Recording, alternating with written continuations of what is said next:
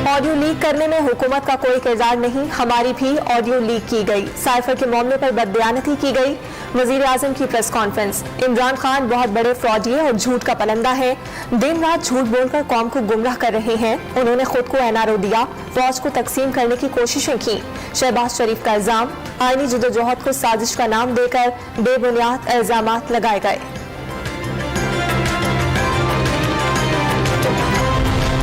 वज़ीर आज़म शहबाज शरीफ ने 8 मुआवनीन खुसूसी को कलमदान सौंप दिया। मुआवने खुसूसी रज़ा रब्बानी खार को तिजारत, फैसल करीम कुंडी को तख़फ़ीफ़ गुर्बत और समाजी तहफ़्फ़ुज़ का कलमदान तफ़वीज़। वज़ीर आज़म के कुल 29 मुआवनीन में अब भी 15 बगैर किसी कलमदान के हैं।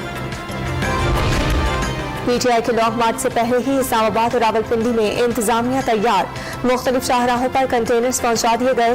पुलिस और FC के जवान आज मुज़ाहिरीन से निमटने की मशक़ें करेंगे। वज़ीर ख़ारजा बिलावल भुट्टो आज 2 रोज़ा दौरे पर जर्मनी रवाना होंगे। जर्मन हमनसब समेत दीगर अहम शख्सियात से मुलाकातें करेंगे। बिलावल भुट्टो अपने दौरे में मीडिया से गुफ्तगू भी करेंगे। वज़ीर ख़ारजा के दौरे का मकसद दोनों ममालिक के माबैन 2 तरफ़ा ताल्लुकात को फ़रोग़ देना है।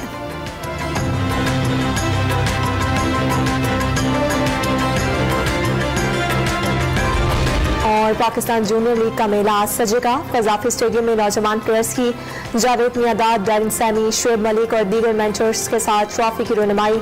इफ्तिताही तकरीब में गुलकार आसिम अज़हर और यंग स्टार्स आवाज़ का जादू जगाएंगे।